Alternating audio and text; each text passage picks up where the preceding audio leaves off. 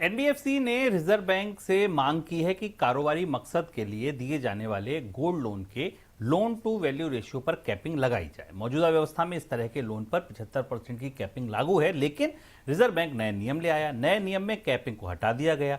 नए नियम 1 अप्रैल से लागू होने जा रहे हैं। एनबीएफसी को डर है कि कैपिंग हटने से कई कंपनियां गोल्ड लोन बाजार को कब्जाने के लिए कदम उठा सकती हैं, जिससे इस बाजार के लिए सिस्टमेटिक रिस्क पैदा हो सकते हैं। सर, क्या मांग कर रही हैं कंपनियां?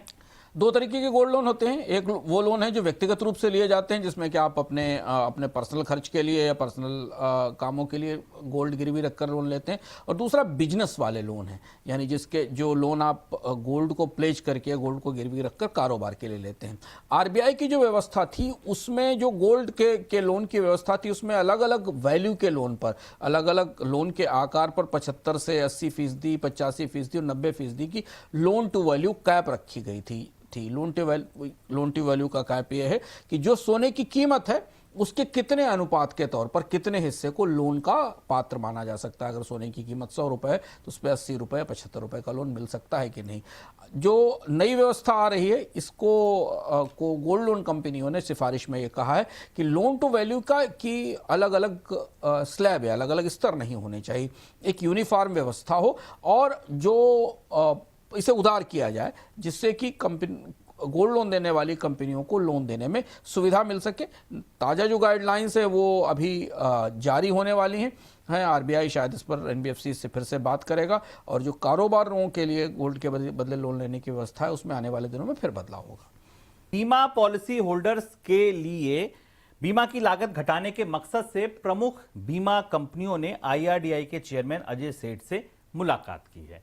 क्या किया है मुलाकात में? मुलाकात के दौरान बीमा सेक्टर को लेकर कुछ बदलावों पर चर्चा हुई, कुछ प्रस्ताव दिए गए। प्रस्ताव यह दिया गया कि डिस्ट्रीब्यूटर के कमीशन में बदलाव और बीमा के लिए ऑपरेशनल लागत जो है, जो उसकी रखरखाव की लागत है, उसको कम करने की बात कही गई है। सर, क्या व्यवस्था अब तक थी और किस बदलाव की चर्चा हो रही है? कमीशन को लेकर तमाम उलझने बनी हुई हैं बीमा क्षेत्र में। दो वजह थी। एक तो ये था कि पिछले साल एक ऑर्डर आया था आईआरडीए का, जिसमें कि पॉलिसीज के सरेंडर की वैल्यू के बाद और सरेंडर के नियम बदले गए थे, और दूसरा बाद में जीएसटी में कमी हुई। अभी मौजूदा परिस्थिति ये है कि जो डिस्ट्रीब्यूटर्स हैं उनके अधिकांश कमीशन का बड़ा हिस्सा फर्स्ट ईयर में ही फ्रंट लोड कर दिया जाता है, बड़ा हिस्सा यहीं मिल जाता है। जैसे कि 40% के आसपास का अगर कमीशन है तो पहली बार में, शुरुआत में ही, पहले ही साल में दे दिया जाता है जब। और जो रिन्यूअल कमीशन होते हैं वो बाद में होते हैं, क्योंकि पॉलिसी की किस्तें आप बराबर भरते रहते हैं। अब जो नई व्यवस्था है जिसके तहत वित्त मंत्रालय और बीमा कंपनियों के बीच बातचीत हुई है, उसमें 40 से 50% हिस्सा कमीशन का फ्रंट लोड किया जाएगा।